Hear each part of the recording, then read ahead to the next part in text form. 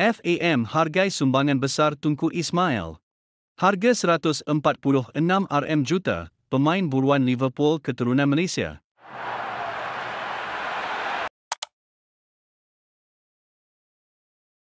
Persatuan Bola Sepak Malaysia, FAM, menjunjung kasir di atas sumbangan besar yang dikurniakan oleh DYAM Tunku Ismail, pemangku Sultan Johor. Menerusi satu kenyataan, FAM yang diwakili oleh Presiden, Datuk Seri Mohd Johari Ayub melihat kejayaan mengatasi ke atas Vietnam pada Selasa amat bermakna untuk skuad kebangsaan. Sudah tentu kemenangan itu cukup istimewa kerana selepas 11 tahun menunggu akhirnya kita dapat mengalahkan Vietnam yang dianggap gergasi bola sepak di rantau Asia Tenggara ini.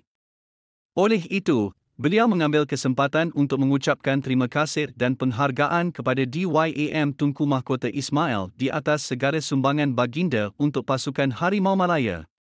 Bagi mewakili Jawatankuasa Eksekutif FAM, saya ingin mengucapkan terima kasih dan setinggi-tinggi penghargaan kepada Tunku Mahkota Ismail atas inisiatif dan komitmen baginda dalam merevolusikan pasukan Harimau Malaya.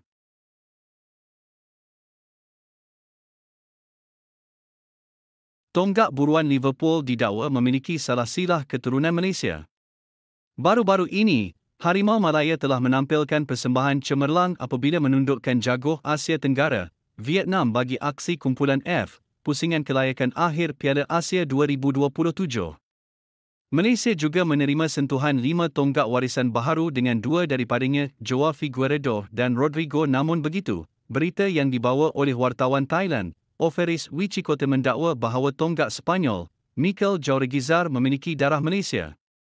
Separuh akhir UEL ke Harimau Malaya.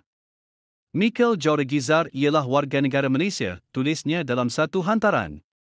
Perancang tengah berusia 21 tahun itu beraksi buat Athletic Bilbao di La Liga selain memiliki nilai pasaran setinggi 30 juta euro, 146 RM juta, dan beraksi sebanyak 34 perlawanan bagi saingan Liga. Sebuah laporan di Sepanyol mengatakan Johor Darul Tazim, JDT, menawarkan kontrak lumayan buat seorang pemain di La Liga 2.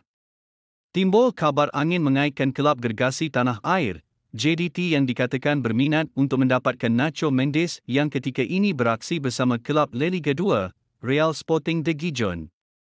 Berita ini dilaporkan oleh salah seorang wartawan Sepanyol, Angel Garcia, yang memaklumkan bahawa Mendes ketika ini sedang mempertimbang tawaran dari JDT dengan kenaikan gaji 4 kali ganda. Pemain tengah Real Sporting de Gijón iaitu Nacho Mendes dikabarkan sedang mempertimbangkan tawaran daripada JDT, lapor Chazurendo di laman ke-10. Kelab yang turut menampilkan Jace, Jonathan Vieira dan Antonio Glaude ini bakal menggandakan 4 kali ganda gaji beliau sekarang.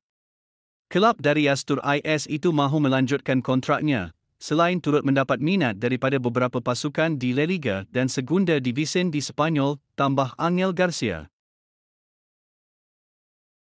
Pemain sayap lincah, Ramadan Saifullah kekal bersama Kuching City FC pada musim depan.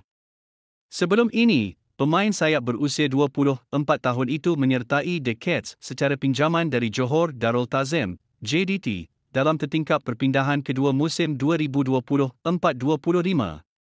Perpindahan tersebut membantu Ramadan mempamerkan prestasi terbaiknya di bawah bimbingan Aidil Sharin Saha. Beliau merekodkan 16 penampilan, 5 gol dan 2 bantuan gol dalam semua kejohanan buat Kuching City. Ramadan turut membantu The Cats menamatkan musim di tangga keempat. Kini, pengurusan Kuching City memaklumkan beliau menyertai pasukan itu secara perpindahan tetap. Ini selepas pengurusan Harimau Selatan melepaskan Ramadan baru-baru ini. Selepas tamat kontraknya bersama Johor Darul Tazim, Ramadan Saifullah memilih untuk terus bersama Kuching City FC dengan status yang berbeza.